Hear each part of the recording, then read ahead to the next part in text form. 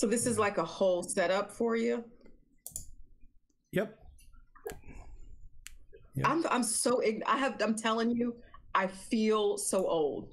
Like you said, Twitch and Discord. I know what they are, but like that's it. You know, I don't have a TikTok account, which makes me just feel ancient. That's okay. I don't have a TikTok. There's only so many social things that you can do.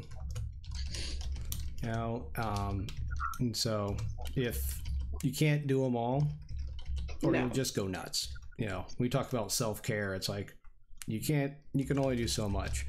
And of course, I had kids this year. They're like, "Oh, Mr. Biter, you should get a TikTok. You would have like 5,000 followers." I'm like, no one's gonna follow a 43-year-old. You actually would. I would be. I'm like, are you kidding me?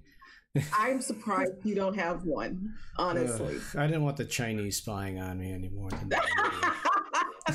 Are you serious? Are you serious? Because I'm a little serious about, because you used to watch Twitter. You used to watch TikTok without having an account. Mm-hmm. Now you have to have an account to see anything. And they're not going to spy on me. I'm not falling for that okie doke. I am too smart for that. But I'm kind of like, what kind of data are they going to extract from me? Exactly. She likes to shop at Amazon a lot. She tweets and Facebooks and does a bunch of schoolwork. Like, oh, you do the same thing as like a million other people. Yeah, right. I don't work for the Department of Defense, so I'm not really that concerned. No, I'm not even. I don't do anything interesting. Like I do though. Yep. Oh yeah. So we are live, by the way. If you're watching, as you should be, because one of the things about Twitch is that often the discussions are driven by the audience. So they will have questions sometimes. If we actually get viewers tonight, it depends on how they're feeling in the Twitch verse tonight. And one of the interesting things I decided to do is there's, some conversation, because you can put when you broadcast, you can put it in channels, and there is a science and technology channel,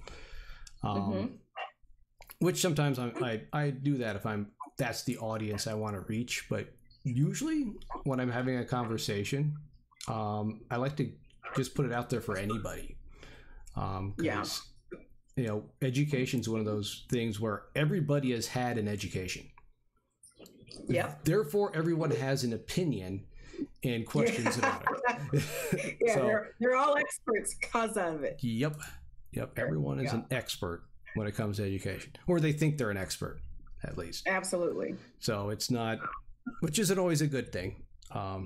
Like any topic, I think there's misconceptions about it. So it's one of those things that we have to get over, ourselves and some of our preconceptions. But I think it's so important. I think teachers do a good job of being those lifelong learners. You hear that a lot. But I'm always open for new ideas, because God knows I don't have all the answers. No. At all. And it's so boring if you did, right? Oh yeah, because it's like I already know everything. What the... I was talking. No, I do like to say that. Yeah, we were talking and I was chatting with Dr. Sessions. One of the big things we were talking about was in that chat was how in science, a lot of, it's less about getting answers than it is asking good questions. Because what do scientists do when they get answers? Well, they ask more questions. Because if it's generating good questions, then you can go further. You can delve further, because the minute you stop asking the questions is when you stop learning. So, and that's what it's all about, right? It's just figuring out what's happening going on in our world. Yep. Which is unfortunate that, we had this horrible mantra of how we taught science for so long. Yeah, it was how everything was taught, really, not even just science. Very good point. Not just science. You're absolutely right. Yeah. Math was so procedural. The way that I hear them teach math now, I'm like, if I were taught, I would have been so much more interested, so much more engaged, and I would have made sense of it more. Oh yeah, because we always joke that, or we talk about my own family, as much as people hate Common Core math, my older daughter went through before Common Core math. My younger daughter went through like right after it was started. Her number sense, my younger daughter, is so good. It is like better than my number sense. Is definitely better than her older sisters. Part of that is maybe, she has some more natural math ability. I don't necessarily buy into that. I think it was more of how they were taught. And I'm looking at the worksheets and helping her with her homework. And I'm like, some of it, I'm like, this is kind of weird. But a lot of it, I'm like, oh my God, this actually makes it a lot of sense, breaking this rectangle down into smaller rectangles, and all those number sense pieces that they teach now. And if I was taught that, I would have learned my multiplication tables like twice as fast, or I actually would have learned them when I was supposed to. Yeah, or the fact that, I didn't truly understand fractions until I started teaching third grade math. Yep. And that's just the sad truth of it. Yep. I didn't really understand fractions until like I started doing like fractional conversion in college, and then I really got it. And I'm like, wait a minute, it's like, cause it's another level of, fraction, Yeah. I show a fraction to kids. I'm like, oh, it's division. They're like, no, it's not. I'm like, yeah. Yeah. Like, well, it's kind of that way. So yeah, there's just, as much as people hate on Common Core math, there were some good things about it. I don't know if you would agree with that or not, but I would, I think so. The number sense thing, I think, is what really was powerful, because when I taught math, that was one of the things that I had, an issue with, is that the students didn't always have a strong sense of numbers, and yet we're expecting them to do all these things, and they didn't really have a good number sense. And so I appreciate it, but I can understand also the tension that happens with families, because you have these parents and guardians who didn't learn that way and who still may, struggle with understanding numbers. Just in number sense seems like it's, you're being condescending, but that's essentially what it is. And I think building that and helping the kids understand, as opposed to just get to the answer. And we see that's not helping. Like that right. doesn't help us understand data. It doesn't help us understand math in the scope of like things like taxes and like getting a credit card. Like if we had a better sense of numbers, we could make smarter decisions. And so I think that's very, very interesting. I finally figured out how I now see you on my screen. I forgot to click on the thing. Always helps. Clicking helps. Yeah, it does. Yeah, I told you, it makes me feel old. Oh, it happens to everybody. And the minute you feel bad, though, like, I'm in the classroom every day with kids, and we use a lot of technology now. And sometimes you think the kids are like really tech savvy, and other times you realize they know nothing beyond what they can touch with their finger. It's, a very limited scope of, technology skills. And that's where a lot of that learning curve came in the spring, where we realized just how little we knew as teachers, but also that kids knew in general, as far as how to do anything. Yeah. And they're consumers of which is, that's fine and okay, but we had an expectation that, a lot of what they did, with social media and the way that they use it translated to technical ways that we wanted them to use it in the classroom. It didn't necessarily. And that's not a bad thing, like, we mislabeled them digital natives, and that wasn't necessarily accurate. Yep. As opposed to just seeing them for who they are and where they are, which would have been a whole bunch more respectful. But now we know. And I think like with all the junk that's going on, we have opportunities to really take stock of where we are, where our kids are. And I think, I hate to say once this is all over, but once this is all over, I think we'll be in a better place as a profession to do what's for our students. Oh, I definitely agree. Yeah. And I think a lot of the challenge came from a lot of educators try to have that constructivist mindset. And if you're a kid, you're used to just being a consumer, and then you're asked to be a creator. That's another hurdle you got to get over. Exactly. And especially, teachers are realizing that, oh, geez, just me talking at kids for 45 minutes in a Zoom chat really isn't the best way to teach. What else can I do? Well, I have to have kids, construct something. They have to create something, really. And I think that's what you're talking about. You're going from point A to point B, and hopefully never back to point A again. Yep. Finally bridging that gap from getting everybody into more of that constructivist mindset where kids are creating and building versus just being passive. Absolutely. Yeah, there's certainly some things we can leave behind. Oh yeah. But also, like, you have to also grapple with the fact that kids do fun things with these devices. And yep. And we just assume that they'll be cool with using their devices this way. And, they don't necessarily want to do all this reading and writing and complex problems and thinking on my fun machine. Certainly they're not calling it fun machine, but fun machine. I like that word though. I like using that. Yeah, you can have it. It's yours. I'll let you trademark it. So, funny. But yeah, that's an interesting part.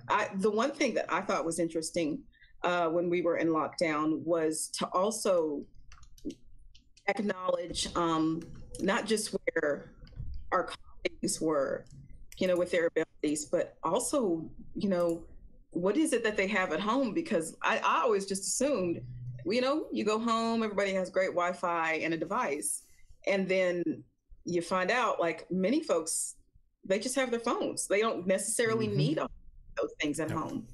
And so that's an assumption. We have to also take a look at ourselves and I think that's what we have been doing, along with so many other things. But just where are we also with our digital and tech? And so it's been an interesting time to be reflective. Isn't that a nice way to put it? Yes. Yeah. Not frustrated, just reflective. Just reflective. There are moments of really hard reflection to the point where, like, how many years do I have? What do I have saved? Right? Not much now, because again, the whole Amazon thing. I know. I have a neighbor where that was her way of dealing with the pandemic was online shopping. At least once a week, like, there'd be stacks of boxes. I think she just ordered boxes, just to have them delivered. No, there would just be boxes outside her house on her doorstep. I'm like, what did you get this time? Can you do that? Just order boxes? Probably. That would be so cool. Like, every week, $20 worth of boxes. And my folks around here to be like, what is this woman up to? No, because then they'd want to rob my house. So, oh, God. So I can't have that going on. No, thank you. Fun. So, see, we got some people in chat. Uncle Bill is here watching. He's one of the founders of the Knowledge Fellowship, which is a group of education streamers and watchers, mostly science, but all subjects really. And then Moron, who's tuning in from Australia. So it is tomorrow morning already. More on, yeah. Yeah. I was like, why would he call himself that? No. So, but is he an educator too? Programmer by trade. Oh, that's interesting. STEM people. Yeah. Yeah, STEM. Yeah. So interesting. Similar topic to what we were talking about earlier with the math. I was stalking you on Twitter, as I do most of my guests, and I saw you getting into the phonics versus whole language rabbit hole, and going down that. What did you find out? What did you learn this past week? So I talked to so the story is the lady there. I can't think of it. Starts with a K.C. Calkins, I think. Yep.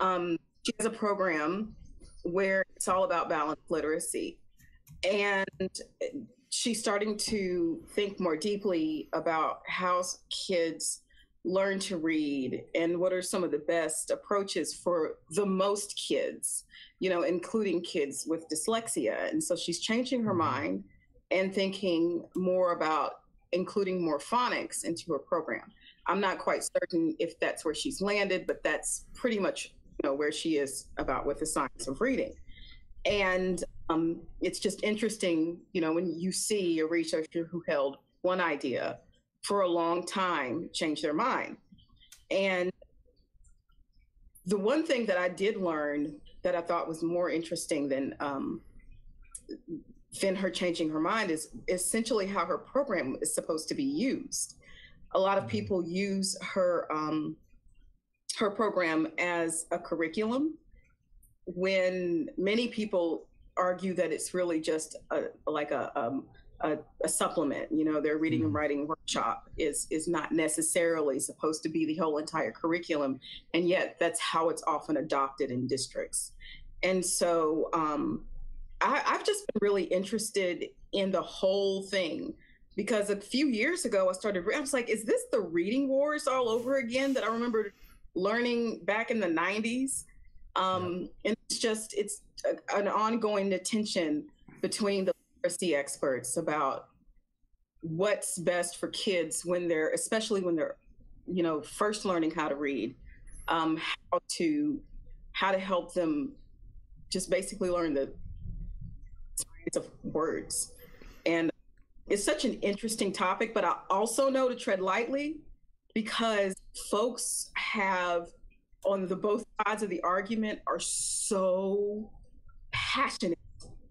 And have seen, of course, I love seeing, like, I'll sit on the side and I'm like this, I love seeing a dumpster fire, and I've seen them. But so I tried to make sure that I didn't get too much into the get too dirty, because I don't want to be a part of that. You didn't jump in the fray. Oh, absolutely not. I'm sticking to science, honey. That is, it's so we're so much more agreeable. We are so much more in tune with one another. I think it's because we're not a big group. I think, as far as science teaching in particular, I think everyone's very agreeable. Scientists themselves in certain topics, because the science of reading, in which case this is in a way a discussion of, there are arguments, disagreements. Personally, I was always on the side of the phonics side, because I remember how I learned. Like many youngsters, I was like passionate about dinosaurs, and I remember just having to sound out every syllable of a dinosaur name so I could learn how to read it and also to spell it, and so I got very good at deciphering, like, why is that Archaeopteryx, what well, you even in the books they always had the little phonetic sections of the words where you had to like sound it out, you had to say it. So I don't know, I feel that's what I learned, whereas I know I've had students that really could not read because they were just going by word recognition, and that was it. Yeah. And then that's they see a new word and it's like, I'm like, well, how do you say this? And they're like, they couldn't do it. And it's just sad because they're in like 8th grade and they can't read, essentially. So that's just my 2 cents. It's an interesting argument. It's an interesting argument. It's interesting to watch on the sidelines, but I'm glad that, you know, the thing that I'm really and I'm an elementary teacher, so of course I'm very interested in reading, but what I champion for is science, and I'm really fortunate that I champion for a subject where we have more consensus about that. Now, of course, we have some different things that we, you know, agree and disagree on, but it's as foundational as just essentially what is it that we're focusing on. But balanced literacy does have phonics. Like that's the reason why it's called balance, because it's not just whole language. So, but I think she wants to rebalance balanced literacy. So that's what that was about. I also had some hard takes on desserts this week. So. Oh, I saw that discussion too, on how to cut a cake properly. Yep. Yeah. Yeah, that was funny. That's the type of thing where like you have the relatives over of like your in-laws or something, and someone cuts it the wrong way, and it's like, what is wrong with these people? They would cut it like that. I can't cut cake. I can't cut a pizza. I'm not allowed to cut anything in my house like that. Like, I'm forbidden, because the rest of my family is so anal retentive about how it has to be cut. I'm like, okay, it's the one angle is a little bit off the other angle. I'm like, I get the bigger piece. I'm like, that's just. I don't care.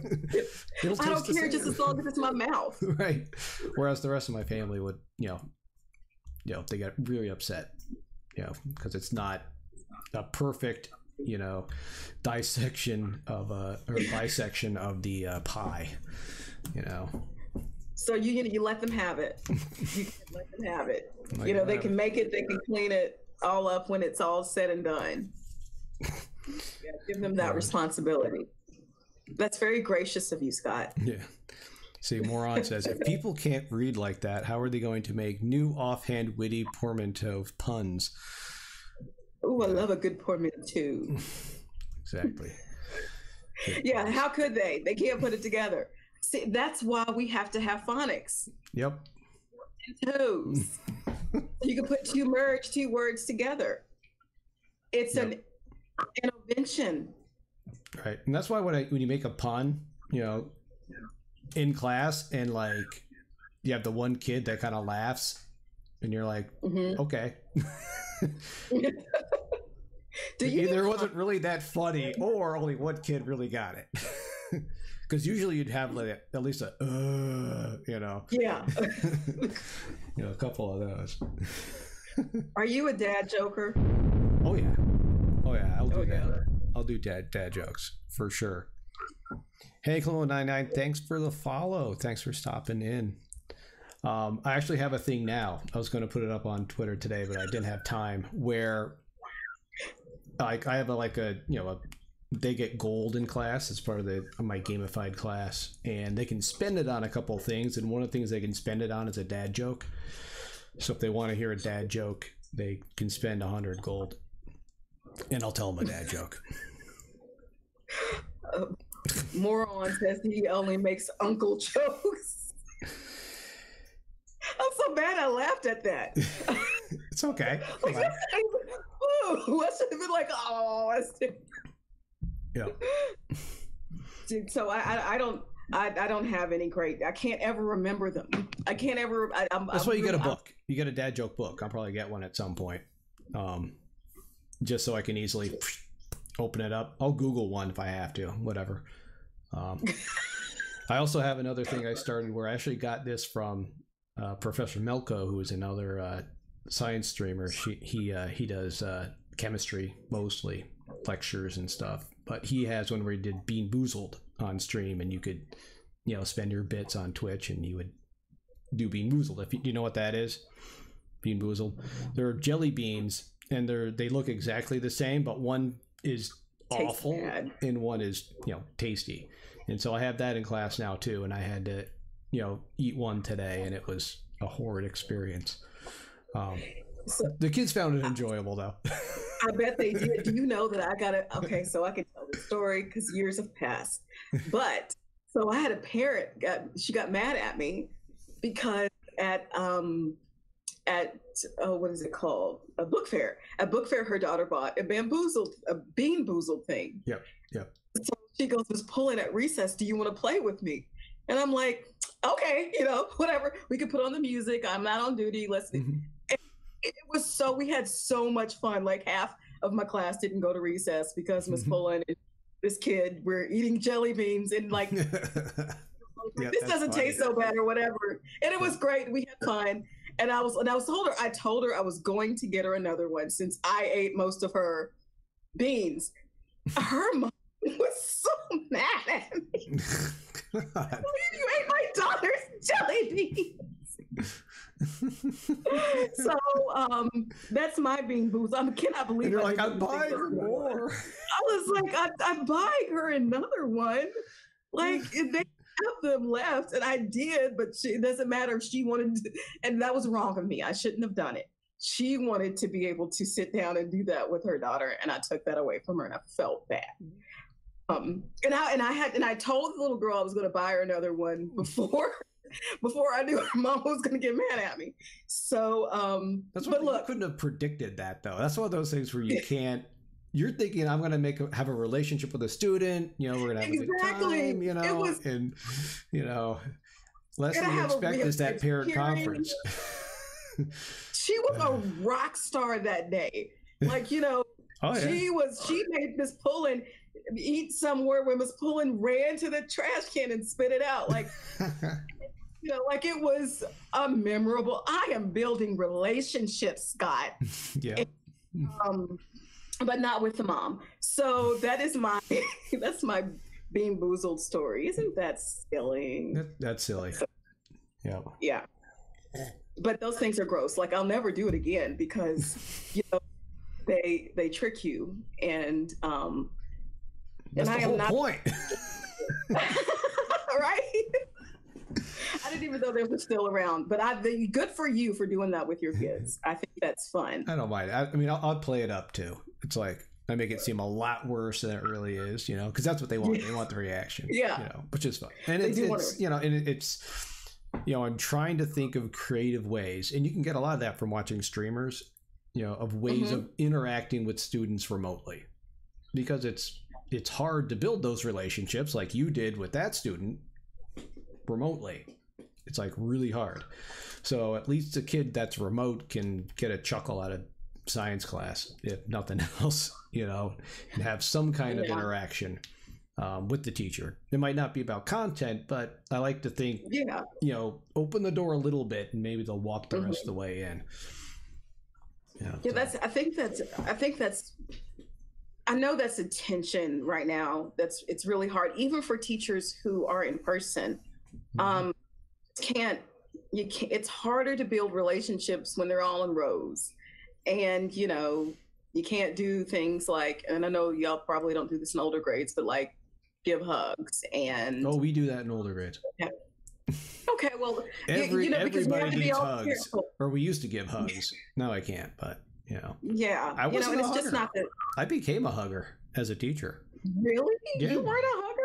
No, it only happened because I had so many kids that really needed some attention. They needed someone, to care, I guess. Yeah. I mean, I don't know why I would have just taken you for a person who would be, but you are now, but I just thought you would have always. Well, it was the type of thing where, especially when I first started teaching, it was always never touch a kid ever. Yeah. Right. Doing anything. Yeah. And it was also, as a young male teacher, it's different than me being an older male. I mean, it's I think I had to grow into it, I guess. I don't know. Once I got tenure, I guess, and I was like, okay, they really just can't fire me for nothing now. But at a certain point I realized, like, if someone wants to fire me for hugging a kid, go ahead. I don't want to work there anyways. Exactly. Exactly. Because you want to be able to. Exactly. I had to get to that point in my career, though, and my thinking as a teacher, because I wasn't there right away, obviously. No. So. I would say that was one of when I got to the point where it wasn't that I didn't care, because I always cared, but when I was not so worried about everything, about losing my job and not being able to do something that I really enjoyed. When I finally believed that like, it's not going to happen unless something terrible goes down, and I'm not going to be one of those people. And that I can keep myself safe, keep my students safe, that I can have fun. Now, I was always fun. That was, but I was always worried that am I going to go too far? Is someone going to take things the wrong way? Am I going to get in trouble today? Which typically, like, not me. You know, I don't. If I'm in trouble, yay! At least I'm getting attention. But you sound like one of my students. Yeah, you know, it doesn't matter how I get it, just as long as it's happening, or I'm going to go home. So, but it's very liberating when you know that that's not something that you have to fear, and fear is taken off of you. You can be so much more innovative. You can have better relationships with your students and colleagues, because you just don't feel like you have that thing looming over you. And I think right now, though, it's the first time. There was for a while, I'm like, I was worried. You know, I was just worried about what's going to happen. What is the state of the profession? Are we going to figure this out? Because for a long time, I didn't think we were going to remotely figure this out. I think we're still figuring it out. But at one time, I'm just like, this is a lot. It's overwhelming. But I think it's getting better. There's a lot of things that we can unpack as we make sense of what's happening and how we can better help our students, and the fear of, if we go to school, are we all going to get sick? Is it going to be a big thing? And so it's feeling a little bit better, but the more that I feel like things are getting more safe, or I feel more settled, is that that's when we start getting lazy and forget, like I was at work and I was like, did I wash my hands today? You become complacent to some extent. And that's the word I was looking for. You become complacent. And, like I'm in the grocery store and, we have to mask. We have a statewide mandate. And I was in the store, I was like, I don't even have my mask, which usually I have a lanyard. I keep my mask on, and I had taken it off after work. And so I was like, nope, I'm not going to, nobody said anything to me, and they should have said something to me. I would not have ended like one of those fools on the social media yelling and screaming. But like, I'm thinking, I know better. I know better. I'm not a doubting Thomas with some of that stuff. I know better. I know how we are within our state, within our city. I have to be smarter. And so things like, I finally got my flu shot yesterday. I'm putting it off and putting it off. Yeah. We went as a family a couple of weeks ago. We all got shots at the same time. So. Did you get your pneumonia shot? The flu. But just the flu? Yeah. Yeah, I didn't get pneumonia. I just got the flu. I was thinking about it, but I was like, no, I'm doing good to get the flu. Every year I have to. It's a whole thing. I just fear the shot. It's never bad, and yet still, it's the same since I was little. Funny thing about like wearing the mask at school and then forgetting. It's like, I'm walking down the hall. My one colleague, she walks out without her mask on, and she's like, "Oh my God, I'm so sorry." I'm like, you forgot. I'm like, whatever. I'm like, if you were walking around all the time without it, I'd have a problem. But even I go out the room still occasionally, and I'm like, oh crap, I'm a terrible person. Well, I did have to go into isolation because I was exposed, and that was in June. I was at work, and I was really angry with myself because I wasn't wearing my mask. And I lied to my mom and told her I was. She's like, well, were you wearing your mask? Then you should probably pay. You realize she's watching right now, right? Huh? But he was like, yeah, sure. Yeah, I couldn't believe it. They told me I needed to be isolated because we were, socially distanced, but it was like there was enough checked that I needed to. And after that, I was like, I got to do better. I really have to. And I got complacent again. But So I'm back on the mask train, and I can wear my mask all day without feeling like I'm going to die, like I did before. When first was wearing them, feeling claustrophobic, breathing like a mouth breather. Well, it's different, I think, if you're like in Louisiana and you're trying to breathe in all so that humidity, Oof, awful. Up here in New York, it's not half bad. It's nice and dry and cool now. I mean, I have my mask on. I'm in the Albany area.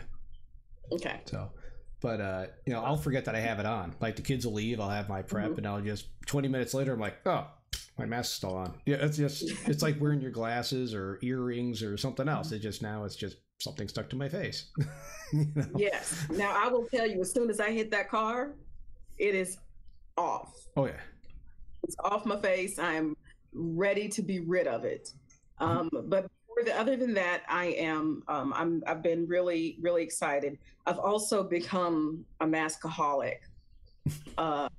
buying them left and right. Like right now, all I want are Christmas masks. And so don't laugh. That's not, you gotta have one for every outfit. You gotta have one for every holiday or more, You make jokes, but I'm not joking. I know. I have one for my outfits. I'm the same way. I gotta have a matching belt, shoes, and mask. Okay. I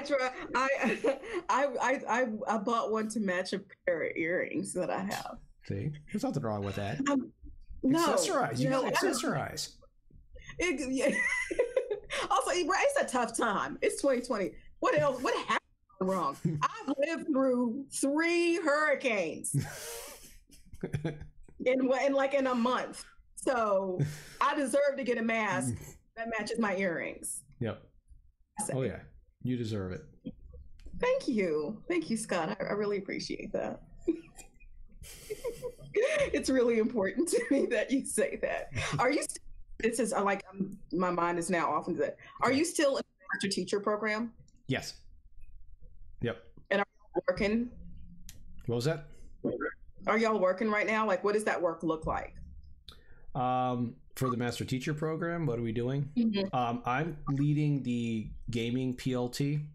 It's actually a statewide PLT, and what we do is we'll have projects and we'll kind of do like a round table, and everyone will share what they plan on doing in the classroom as far as incorporating games or gamification, and we provide feedback and support to help each other out, and improving our lessons to help with our learners in the classroom. So that's mainly what I'm doing, but we also have other regional meetings and things like that as well.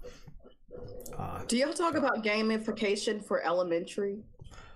Do I have any elementary? I don't think I have any elementary people in my PLT right now. I mean, it's funny, we're like, for elementary, that's where gamification's always really been strong, because elementary teachers just didn't call it that.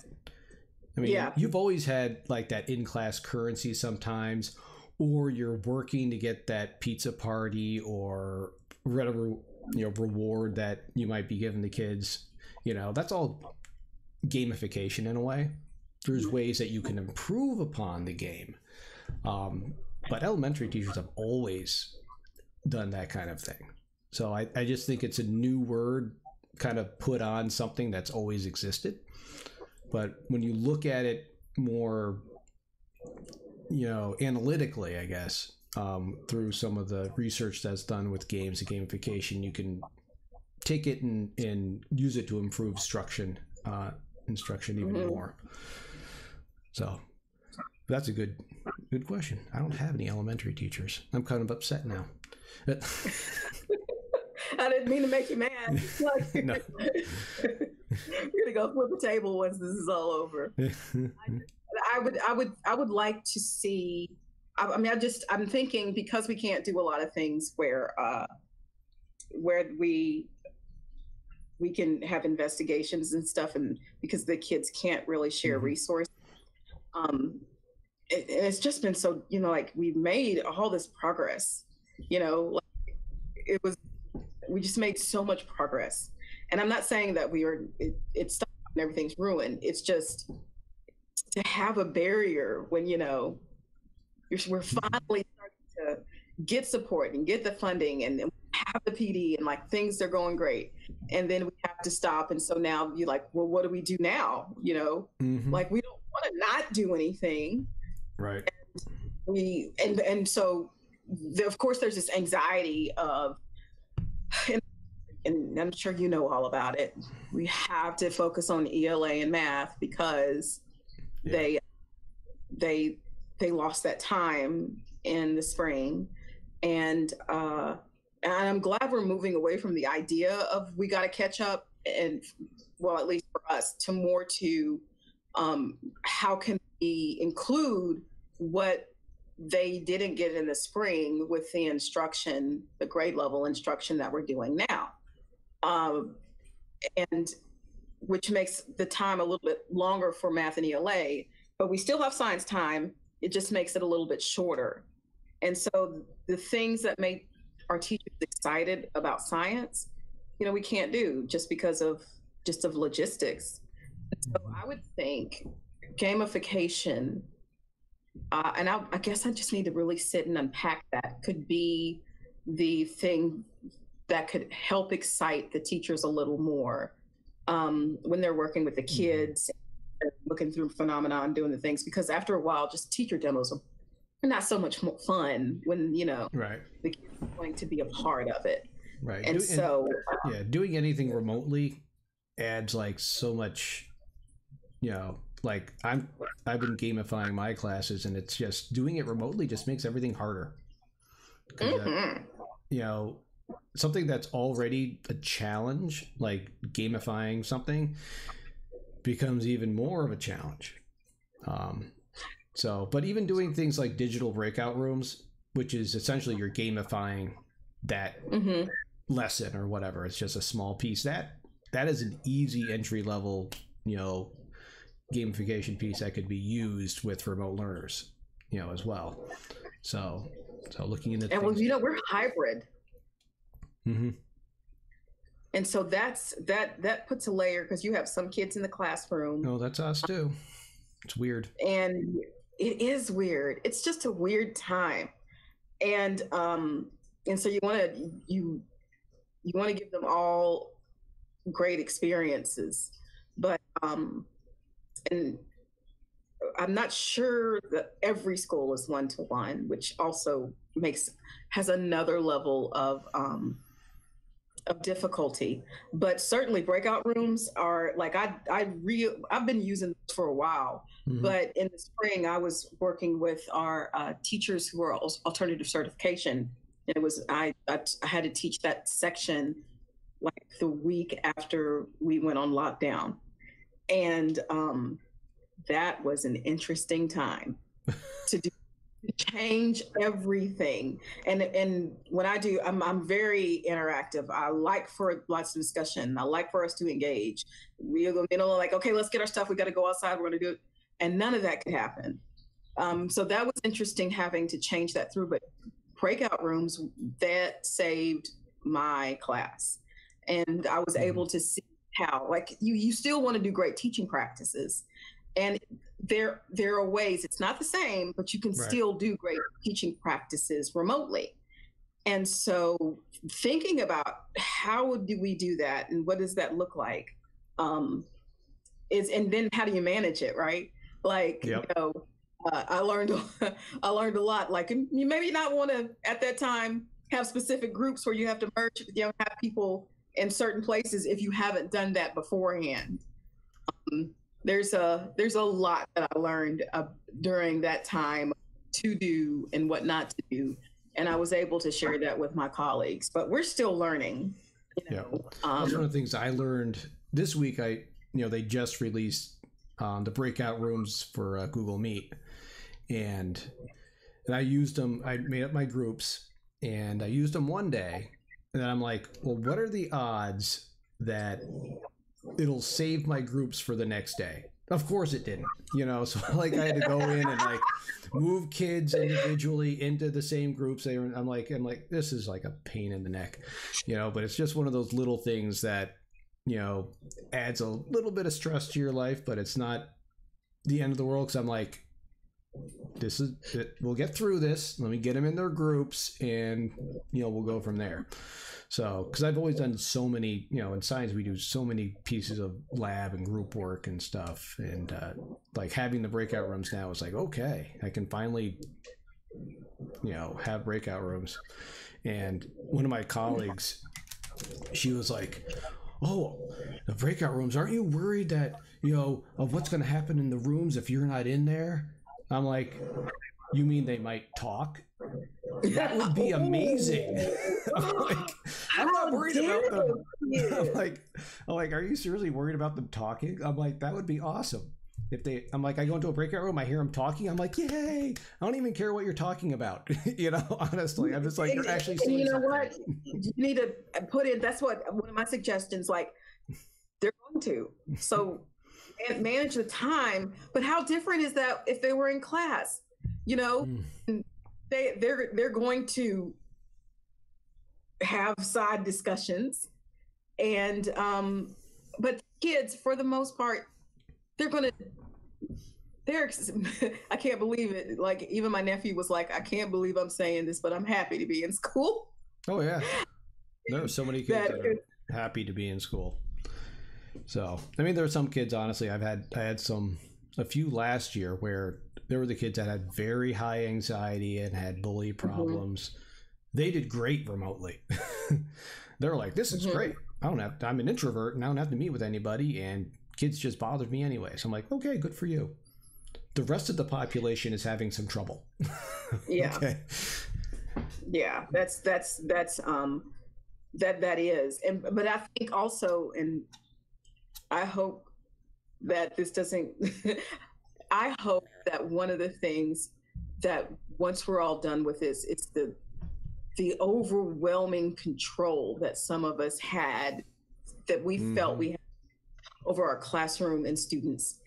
This has forced us to rethink that. And in the fact that it is okay that the kids can have some control and enjoyment of class, and maybe everything doesn't have to be so daggum compliant. Well, right? And micromanaged as well. Oh, that's it. Exactly. No one likes to be micromanaged. As an adult in your profession, you don't like it. Why would a student like it? It's like some of the stupid rules that you were expected to enforce. I'm like, I honestly don't give a crap if the kid has a hood on. I really don't care.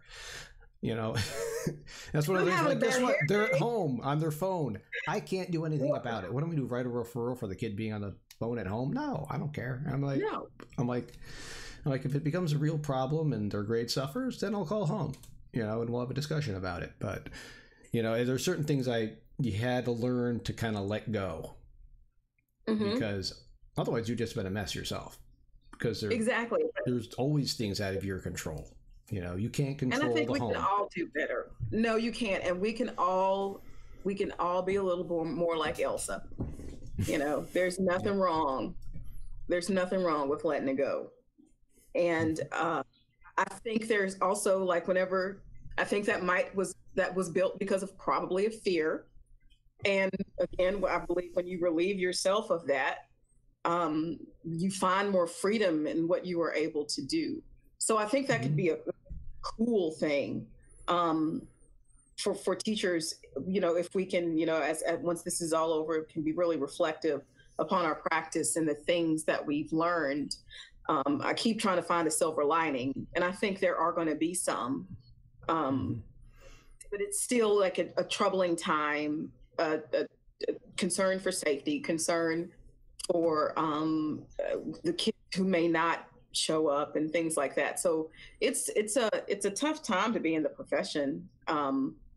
But I'm really proud of what, our colleagues are doing despite all of that, Oh, for sure.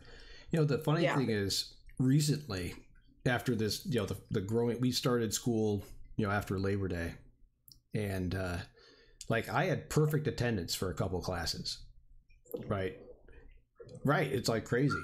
That's a big deal. It is a big deal. And it's up to the point now where, like, the same kids that wouldn't have shown up in person aren't showing up now. So it's kind of a wash almost at this point for our district, at least. I know other districts is different, but so I'm kind of pleased with that in a way. I'm also happy that the kids are choosing to come to my class, even though they skip the other classes.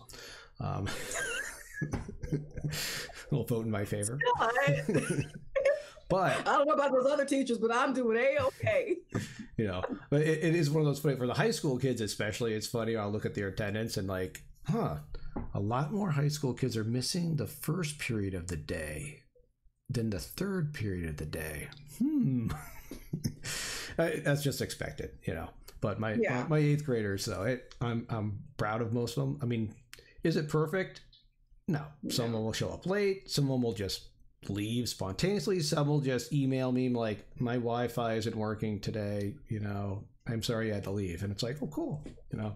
So that's actually pretty awesome that they would send you an email. Like, yeah, so I'm thankful for that.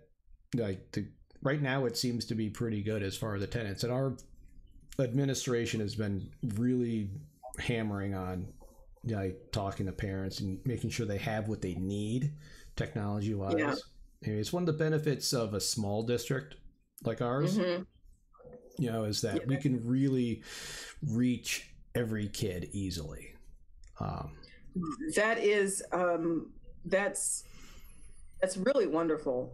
And because it's not that way everywhere else. No, it's not. And you want to provide students with as much opportunity and equity as possible. And we're just in an inequitable situation. But for you guys to be able to be so close with students and have just that critical contact, I think is it's really great that you have that.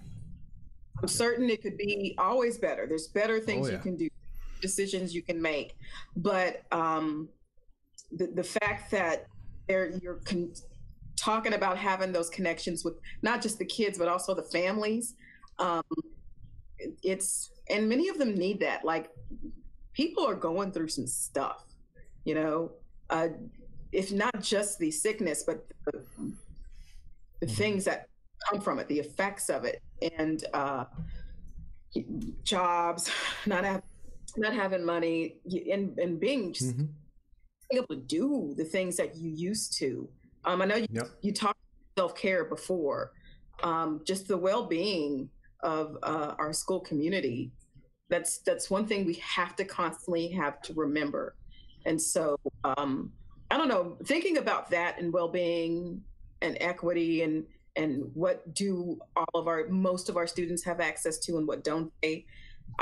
There's just a lot of things I'm thinking, are we going to have more conversations about like grades and a lot of the things that we expected kids to be compliant about? Can we start rethinking some of those things? So I'm hoping these conversations will continue after this is done, because they are worthy of being had. I agree. I just hope that there's not too many steps backwards when we come out the other end, and that certain things will stick. You know, because I am concerned, like, you know, I know teachers, and I'm sure you do as well, that the minute this is over, they're just going to go right back to what they were doing, you know, 2 years ago. They were probably doing 20 years ago, but you know, if given the chance, you know, but if there's enough of a paradigm shift, you know, then I mean, there's certain things that are going to change. Like, their snow days in the, you know, the Northeast aren't going to be a thing anymore, you know, unless there's actually no power.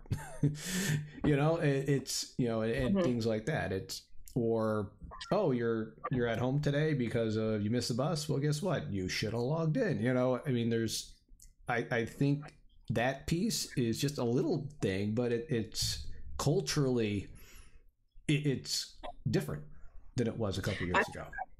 I think so too. And first of all, there's some things we can't go back to, you know, and I think valuing the fact that our students have the technology and access that they need at home to do the work, It's something we can't not do anymore. We have to continue valuing that. We also have to continue valuing that for our teachers, so that they have the resources, the technological resources, so that they can do what they need to do at school and at home.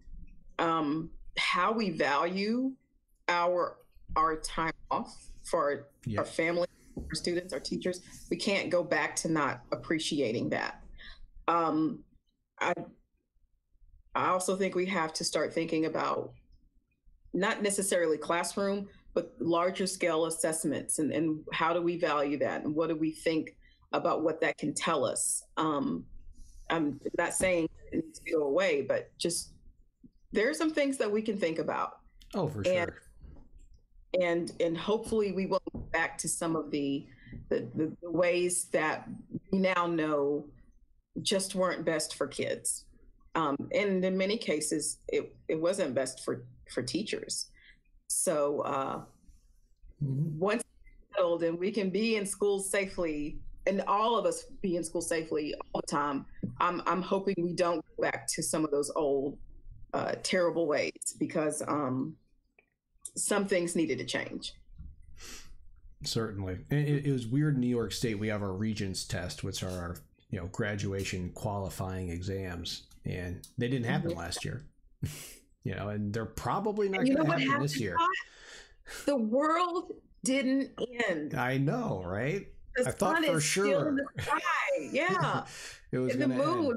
It's most nights I'll see it. It didn't end. So I think we could be okay with some of those things. Not being there, or reassessing how we value it. I really think that could be something. One thing our state superintendent is talking about is reallocating the school year, so that there's more breaks during the year and the summers are shorter. Right. And when I first thought about it, because year-round schools are similar to that. I don't hate it. I don't hate it at all. Like, you could travel in the spring or in the fall, and there'd be less time in the summer for that. The summer slide, whether that is true or not. So I'm wondering how that plays out as we think of what the impact of COVID could be, and how we can rethink things like our time that we have in school, not necessarily having it less, just can we start doing some shifts right now? You still have your 185 days or 180 days, whatever it is, but you spread it out. I mean, that's what Europe has been doing that for decades and decades. Where they usually get either July or August, depending on the country. That's their big break. But you get 2 weeks at Christmas guaranteed, But we just have to not go too far in the summer, because after a while, it's not worth it. Like, kids are just like, I'm not going to school. It's too hot. Well, there'd be no such thing as summer school, right? I mean, right? Because if you're already going to school year round. Yeah, I mean, you would say high school kids would only be able to get, the recovery for credit wouldn't be as big a thing. But I mean, if you don't go to summer school, then maybe that time that you have in between sessions of school, could that be time where there's time for kids who are struggling to get some of the services that they need? Or do we also need to think about what are we doing when kids are not passing classes? And could we also think about, because that's another thing I'm really strongly thinking, is how are we thinking about grades? Yeah. Do you do standard-based grading? Last year I was working towards changing how I did grades a lot. I was just going to go to more of kind of a standards approach, but my grades were pretty much almost all assessment. Like nothing else was graded or was graded.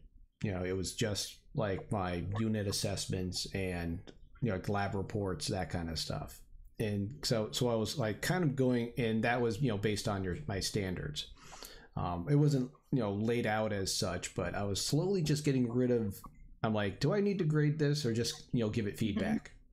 I'm just going to give some feedback, or maybe we'll just go over it as a class and give feedback together. And, not part of it was I was just too lazy to grade stuff,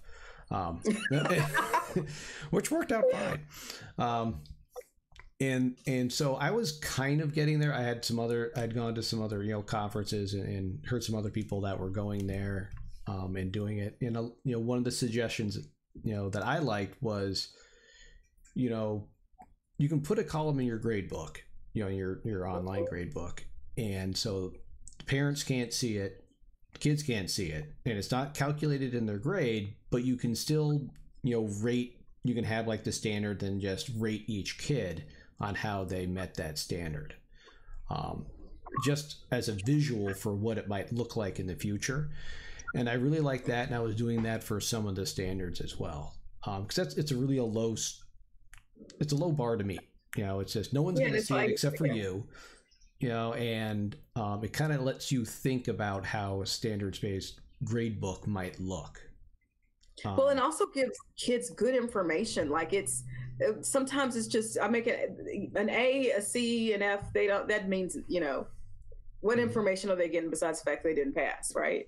Right. But I feel like that gives them more information about where they are and what they can do to be more successful.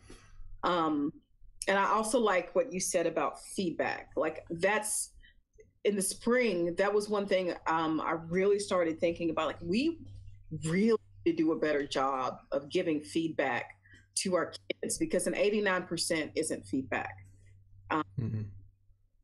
So how can we rethink what we're doing with grades? And then I'm not saying I'm not a don't do grades girl, but certainly we could kind of like what you're saying. How can we let the kids know where they are in their learning and their mastery of the standard, but also give them good information so that they and the families know how they're doing, how they're doing. They're still, having their scoring, but it's also more efficient for them. Right. Right. And we want them to improve on what they're doing. And I find it's tough. Like one of the problems I've always had with grading is, how far, kind of like the micromanaging, how far into the minutia do I want to get when grading? And I tell people, I'm like, for this assignment, I am not grading grammar or spelling. I don't care. I just want to know if they met the standard. In this case, the standard is not spelling. I'm not like, that's not what I'm going to look at. Because if you give too much feedback, it just ends up being, too much. And I think another interesting thing I did back when we could pass back papers and things, is I started handing back papers, like lab reports, without a grade on them. There's just feedback. Yeah. And how did that go? It was good because kids would look through it, looking for a grade, of course. But while they were doing that, they weren't shutting down, because a lot of times if you give back a grade and it sucks, they're just like rip, trash, right? But if you just give back feedback and there's no grade on it, then they actually look at it and they want to know, oh, what did I do wrong? Versus just shutting down immediately when they see, you could be even if you have an A student and they get like a C, they'll shut down, right? Versus, or the kid will be like, I expected that, whatever. And so it was a good experiment, and it worked. And I was like, oh my God, all right, what? I need to stop putting grades on papers. So I started I still kept if it was a grade, I would put it on there, but I would hide it in the back somewhere, on like the back page at the bottom, right? So they had to go through the entire thing to kind of look at it and find it, and then it's also the thinking that you can always turn it back in for, more credit, right? You can always improve on it. So see, I like that too. Giving, having that idea of improvement on what you're doing, because they're going to learn the content, and that benefits you over the long haul. Mm-hmm. So I think again with the culture though, you're fighting a culture where the kid's like, I already did it, like, but we need to improve. But I already did it. No, we're going to get better at it.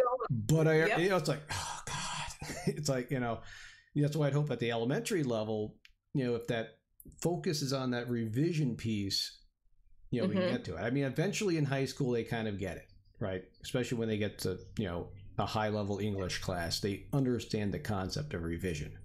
At least you should by the time you get to your high level English classes.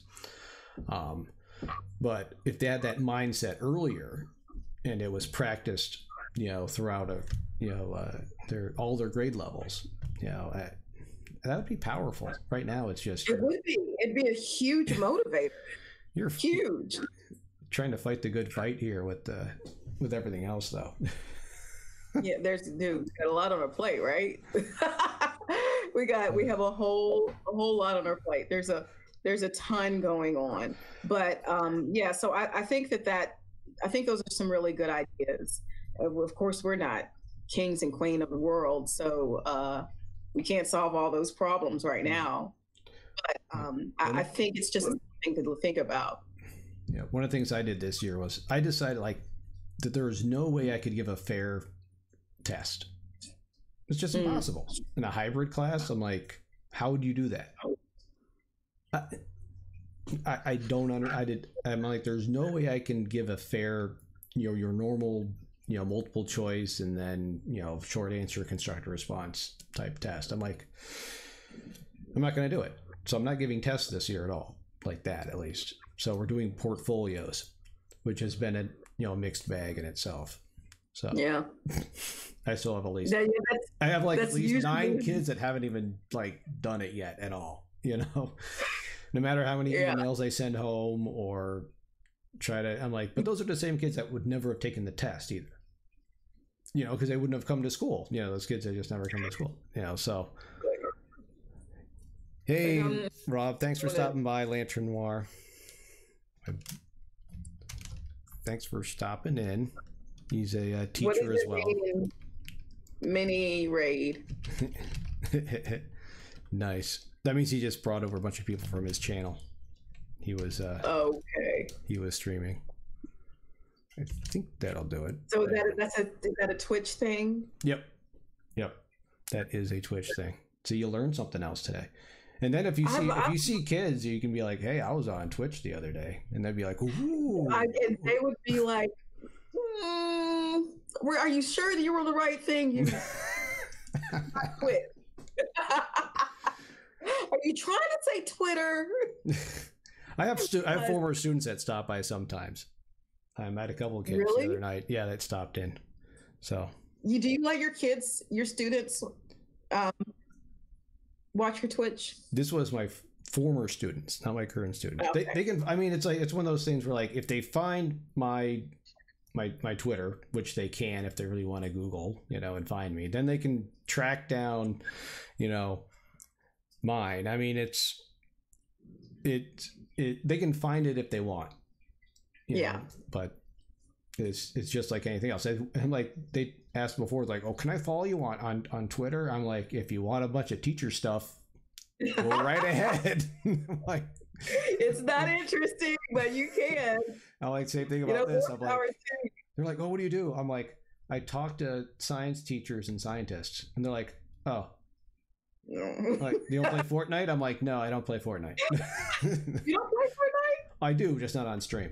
I'll play it occasionally otherwise, but I'm not. Yeah, my students used to Google me too, and I'm like, before this, these are 10-year-olds, and they're like, yeah, I saw them because I wrote on a blog one time, and like, yeah, I saw he wrote. I'm like, oh, it was teacher related. Yep. And you know, if a 10-year-old is doing this, I can only imagine what the middle and high school kids do. Like they probably already know what your Twitch is and Twitter, and they're just like, it is teacher stuff. Yeah. Like, well, as morons on, even AOC was on Twitch the other night. So I did see that, but I didn't. You're in good company. So yeah. So now I'm gonna tell everybody else on the same thing she was. No. That's the lie I'm gonna tell. Nobody's gonna care, but I'm still gonna say it. Yeah, I am going to let everybody know, and then because okay, I'm going to ask it. I know the answer is yes, but I'm still going to ask it. Once this is done, it's going to be like recorded and posted on your Twitch. Yep, I'll probably put it on my YouTube as well. I have a YouTube. You have a YouTube? Yep, it's on the channel. You can find it. There's not much on there other than like these chats that I'm like moving over there, just so they're in like. Some people, not all people don't watch Twitch, but they watch YouTube. So I just wanted to have there as well, just in case they ever decide to shut my account down on Twitch. I had a scary moment the other night. I was streaming. It was a Zooniverse, a citizen science project, where you can go into artwork from the Rijksmuseum and you find plants and animals in the artwork, and you mark it so scientists have it tagged as having animals and plants in it for their research, because they want to look at ecosystems over time. And I'm going through the artwork, and of course there's artwork with people in various stages of dress, and I'm like, Twitch is going to like shut me down for having some naked ladies. So you had a porn site going, is what you're saying. I'm like, all right. I'm sure they'll understand it's artwork. It's art. It's art. Yeah. Literally, it is like high art. I'm like, ugh, this is what's gonna. But anyways, that's why I have it in two places. So at least if one gets shut down for a stupid reason, that would be, honestly, that would be the dumbest. But are they pretty serious about that?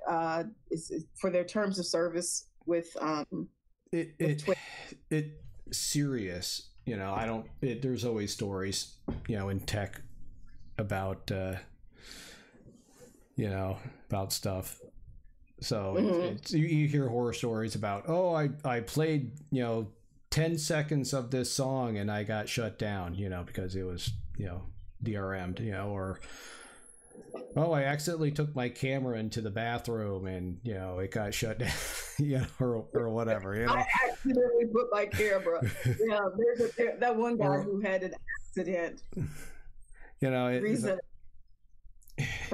it's hard to say what Twitch will consider serious or unserious. And a lot of these tech companies are the same way. It's like, well, if I had, a huge following or whatever, do I get more consideration than a smaller streamer? But it seems like sometimes that's not the case, right? Like if you are a money maker, you can get away with more. And if not, it's no skin off their nose. But I'm certain that they wouldn't. Have you ever thought about doing a podcast? You know what? Well, I did think about I could turn this into a podcast. Like I could you just take it and then you put it up, on Podbean or whatever, because it's mainly spoken anyways. But there is the text portion of it, as far as the chat that you interact with, because part of Twitch is you're supposed to be interacting with the chat. It's not necessarily just a conversation between two people. The chat can drive the conversation in a way, and that's why you'll see on the channel you have the chat that's on there, so if it goes to YouTube, people can see what's going on in the chat as they're watching it. So have I thought about podcast? Sure. But same thing with like the TikTok. There's only so much I can do. I only have so many hours in the day. I mean, there's a reason we're doing this at from 9:15 to 10:30, because that's the time I have. Because you're done with family, you're done with school and work, and that's pretty. How many kids do you have? I have 2. I'm just kind of that like they haven't. Do they ever like sneak in, or do they know? No. My first followers were tonight was actually my oldest daughter's 16th birthday. So tonight was her 16th birthday, and you're here. But it's 9 o'clock at night. She's in bed already. Okay, she's playing Gary's Mod or something with all of her friends. I don't know what she's doing. She doesn't want to. She's 16. She's going to be with her old man. We had dinner earlier. We did the whole family thing, so don't worry. I didn't like abandon my child on her 16th. No. The story I'm telling is that I was so important that you flaked on your daughter's 16th birthday, and you quit. That's what I want everybody. That's what it's. And they're going to be like, I can't believe Scott from New York did that. And I'm like, it's just that people do that for me all the time, you know? Okay. It's just the way that I am. I have masks that match my jewelry. Yeah. So you can accessorize. I can accessorize like a boss, like a boss. Well, happy birthday to your lovely sister. Yeah. So Lily was, she was one of my first followers on Twitch. And she, of course, she has their kids, so they are already in this universe. And so she brought a bunch of her friends over, and they all followed to try to help me get going and everything. And so it was nice. They used to stop in a lot more, but they've since let me grow on my own. I like how you put it. I like how they've given me the opportunity to have my own space. Yep. She'll still stop in occasionally. She'll stop in once in a while and just harass me and troll me. But you know what? That is exactly what she should do. She should troll her dad on Twitch, which I would think it would be. She should come up with a very elaborate troll, like a long time. Yeah, that'll be really cool. Lantern Noir, who is in the chat, he streams Minecraft with his daughter, who's much younger. Of course, she's elementary age, so he'll stream with her, and it's a pretty good stream. It's fun to watch him. I remember I used to record or help my daughter record YouTube videos for Minecraft back in the day. So my niece and nephew, my niece used to just watch other kids' Minecraft videos all day. Mm-hmm. I put on the TV, and she's like, well, let's watch it together. And I'm like, oh my gosh, I'd rather go clean toilets. Yeah. Depending on the streamer, some of them are pretty good. Some of them were really actually very funny. I was like the Diamond Minecart back in the day was really good. He was a fun one to watch. So is that still here's another old lady question. Is Minecraft still a big thing? Oh yeah. Yeah. It's still huge. Like my current students still play it. That kind of tells you how big it is still. I would imagine some of them would have really elaborate worlds by now. They've all been burned down and destroyed. Is that what they do? They start all over again? Yeah. I mean, I had so many worlds. I actually ran a server for my kids so they could go on it with their friends. So I had bought a server someplace and hosted stuff on it, and then we built all kinds of stuff, but it's gone now. It's kind of like when you build Legos and then take them apart again. It's not always around. There is an impermanence to Minecraft for sure. Well, and I think there's a lot of things I feel sometimes that I'm disconnected that kids are into now because I'm not in the classroom. Mm-hmm. That's one of the things I would miss the most about not being in the classroom is not like in the spring. I'm like, I don't know what the new songs are and like what the new trends are. I'm like, I can't. I'm like, I need to have class so I can like have them song recommendations and know what's going on with the new little guys. I am up on music, but I love music. So that's mm-hmm. the one. Everything else, it's just so disconnected. I've been out of the classroom now for 6 years, and I thought by this time I would have been like, okay, I'm being out of the classroom, and that is not the case. Like, I still miss kids. They're so mm-hmm. much more fun than adults. I mean, I love my job. I really love my job, but I miss kids. And it's really usually bad. Like I call it class sick. It's like a type of homesick. And it's around like, the holidays when school starts. I'm not gonna lie, this is the first time since I've been out of school where I wasn't a little class sick and jealous. But these are different circumstances. So I get it this time. But I do miss. It's not as, I mean, it's a different kind of, it's fun being with kids, even when they drive you bonkers, and hearing this new slang and knowing friends. No, I don't know it. I'm less cool now that I've been out of the classroom. Not that I was cool, but I'm so much less cool than I was before. And so little things like, you have to tell me about Twitch, and apparently everybody knows about Discord but me. I'm asking around, and my nephew's like, what, don't you know what that is, Nay? And I was like, no. And he's like, I'm trying to get you on Discord. I'm like, I don't even know what it is. But everybody knows about it but me. Don't worry, by the time you get onto it, they'll have moved on to something else. Exactly. And so I'm not going to do it. I'm not going to be the devil of my space when everybody else has changed. I've been there. I'm not doing it. And so Discord, that one is going to have to go by me just like Snapchat did.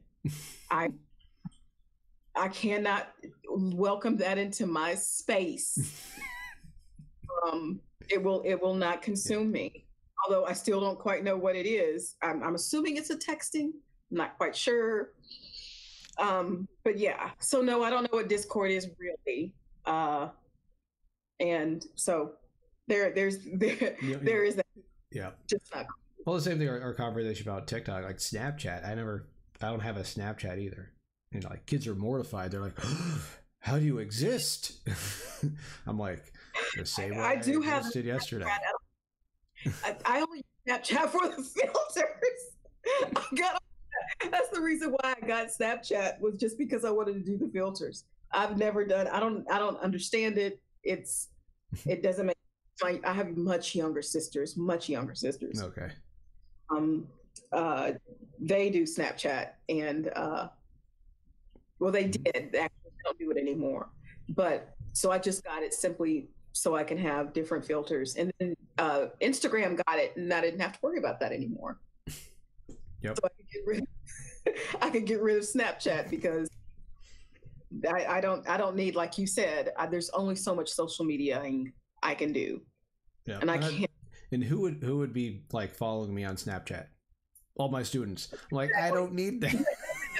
No one else my age uses it that I know. I don't know anybody over the age of 30 who uses Snapchat who's not creepy.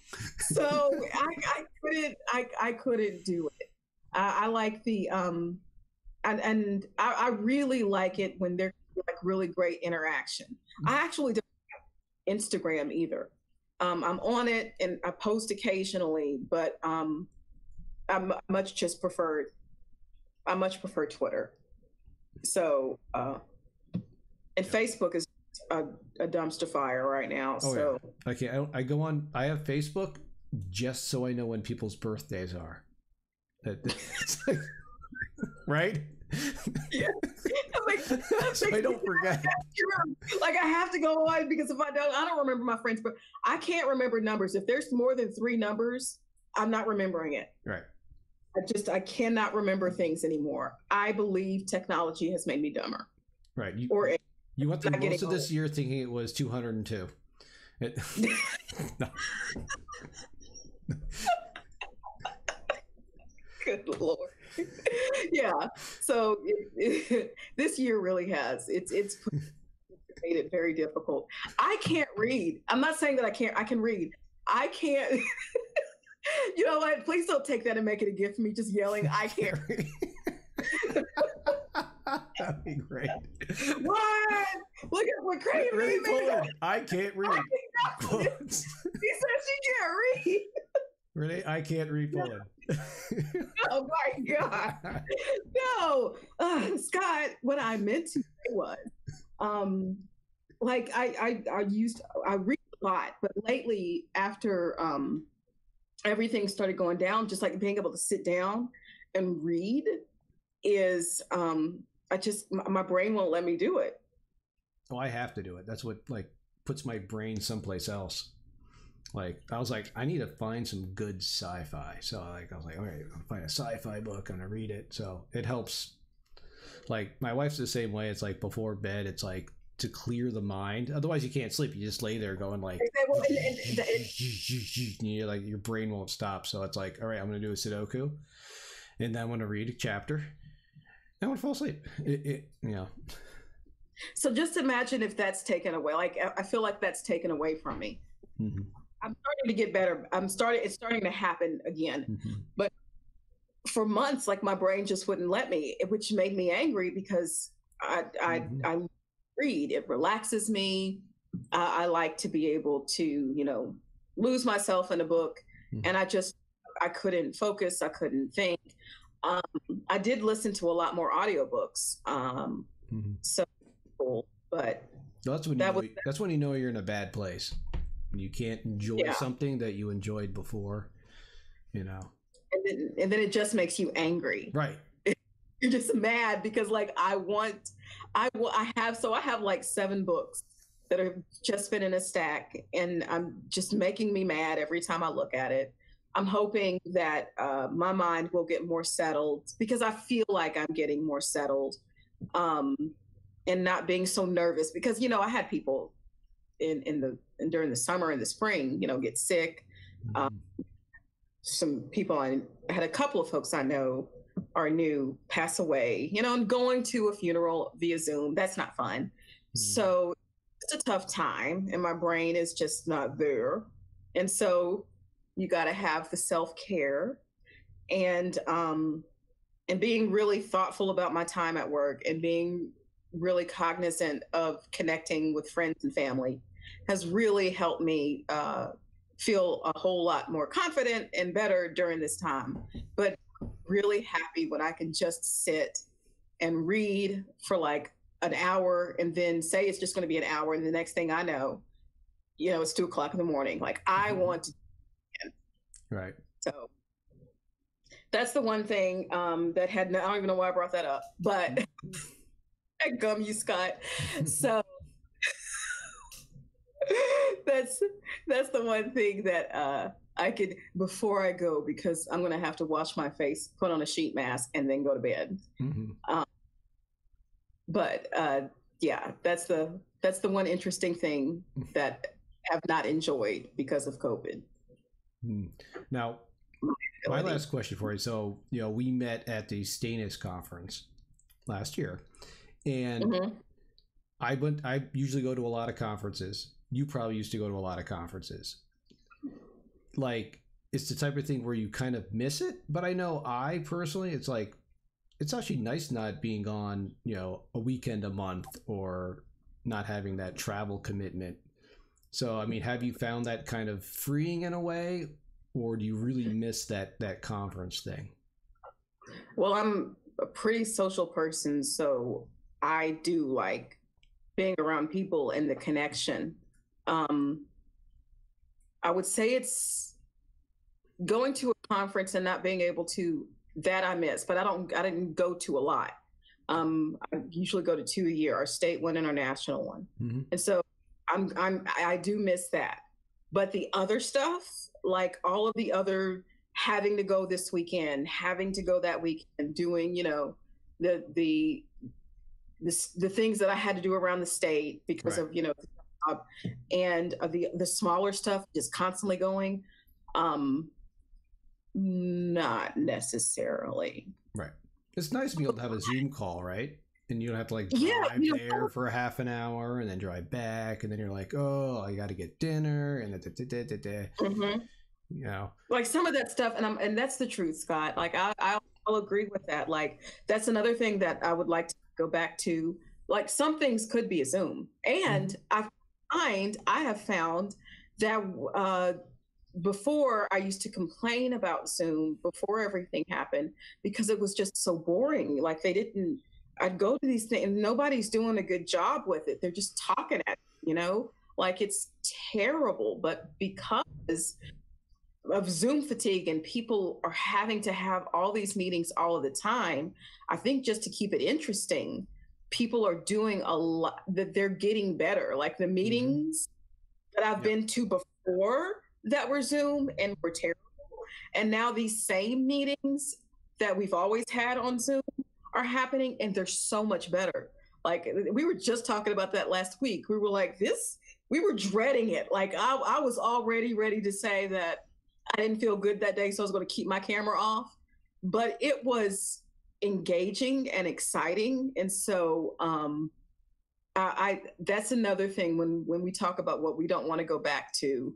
I would like conferences, but I would also like us to rethink some of the meetings and stuff. Yeah. Like we can certainly do some of that virtually, but I think that also gives more opportunity. Like the meetings are more well attended because, you know, folks have kids and families, or they just have things that they have going on in their lives. And when you have the freedom to do that at home, it opens up a lot more things. And so I think sometimes we don't have to be in the same room. Right. And I think sometimes we just like to, you know, I'll go to like an online PD and I just want to hear the conversation sometimes, or hear the speaker. I'm not there to necessarily participate, you know, because maybe I'm making dinner or doing something like that. You know, I'm lesson planning or something at the same time, you know. So I think, like you said, that higher participation, you can get, you know, a lot more out of that. And I think it'll almost be, you know, commonplace that you could attend online versus in person. They'll probably still charge you an arm and a leg. No, we're going to fight that, Scott. We're going to fight that. They'll charge you to speak. You know, those are the best, you know. Yeah. That's the worst. I'm not going to go off on that tangent, but I like being able to have virtual attendance. I do think that there's a lot of opportunities to rethink, and I like the fact that that I've been able to go to a lot of awesome webinars, and it would have never been available to me, to any of us, because nobody was doing it. And now I do feel more connected to certain things. One thing, like I'm in 2 virtual book studies that we just Twitter. We were just like, you know, let's read Ambitious Science Teaching together, and we'll meet on Sundays, and it has been awesome. And now we're looking at Open Science. We're just reading, talking generally. What is it that they're doing, and what does that mean that we can do in elementary and high school? And essentially, like, sometimes we just get together for the first 15 minutes. We're just talking about what happened during the week all over the country. And that's just really, that has been wonderful. I was in another one where we talked about making a plan for you know, equity and anti-racism, and that was another. And so we decided it was monthly. You know, after we did that 6-week thing, we decided monthly we'll just get together and just catch up. What are we talking about? What are we doing with our kids? What are some of the goals? Have we accomplished them? Just shooting the breeze. And like, we wouldn't have done that if we weren't forced. And so I watched the conferences.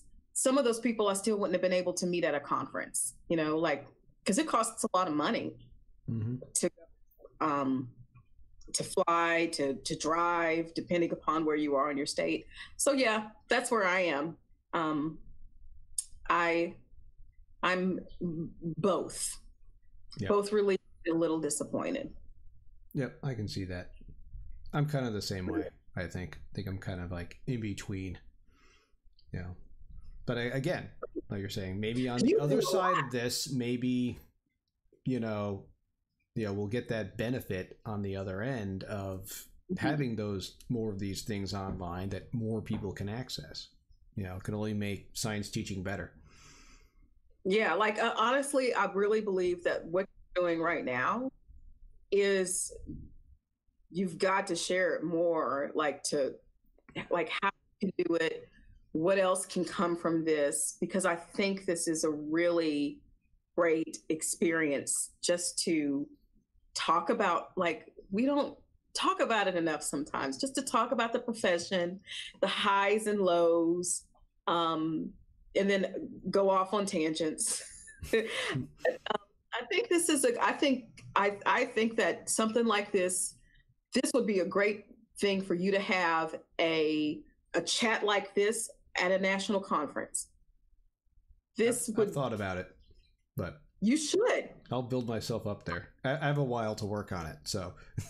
Yeah, I think this would be like one of those evening things that they could. I think you should think about and get a plan together and just do a chat with somebody, who's people want to, an important person, and because I think you got something cool. This has been fun. Right, it's supposed to be low key, so it's supposed to be just. It is low key. Just hanging out. For a while, I had to remember that we're on Twitch, and it's not that's just the dangerous part right there. Yes, yeah, it is. That is the dangerous part. But yeah, this was fun, and it was I had a tough day, so this was nice. Wednesdays are my busy days too, my long days. So. But. Yeah, we have a PD day on Friday, so everything is on demand. And, I watched one of my recordings today, and I was just like, I hate everything I did. So I told my director, I was like, I have to redo this because I don't want teachers to make fun of me because they're like, this is garbage. She turned in garbage. She's making us, she's wasting our time. I was like, I can't do that. I have to redo it all. And so I spent my day, freaking unnecessarily about but it wasn't good. So it wasn't what I wanted it to be. And so I changed that up today. And then I was just all mad at myself because I was like, right. I wasted time. I didn't get to go to schools, but we don't get to go a whole lot often just because everybody has to be safe. So I can't go as often during, as much as I want to be in schools. But I still go, but just not, right. I'll be schools all day. And so, and then they find work for us to do. So there's a lot. It's just a lot, but again, thank you. Thank you. I enjoyed it. Thank you for asking me. Hey, not a problem. Well, hopefully we will, talk again sometime. Not sure when. Be in touch. If you want me back, I'll have to come. All right. Maybe in the spring. So next week, and this is going to be my promo for next week's chat, I have my friend from college, Jeff Stopper, who is a brewmeister. So he's a brewer. And he helps out a lot of the local breweries here in the Albany area, in the Capital District, with brewing. So he's going to come in and we're going to talk beer and a little bit different kind of chat.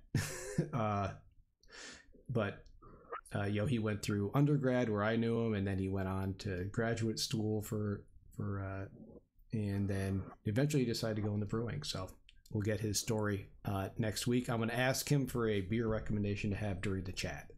So you're so lucky. You make your own bounces, as they say, right? It's like right. A hockey term, right? You make your own bounces, right? You make your own luck. Yeah. Right. It's like, I'm lucky because I put myself in a position to have good luck. I surround myself with wonderful people like you, Renae, and the people at the Knowledge and Fellowship. People who brew beer. And people that brew beer, and, life's good. So. Well, it's only going to get greater. Well, thank you again for having me. I did enjoy it. I hope I wasn't too boring. Oh, no. But so. That's great. Thank you so much. Everybody else, have a great night. Or if you're in Australia, have a great day. Okay, more. Have a good morning. Yeah. Bye. All right. Bye, everybody.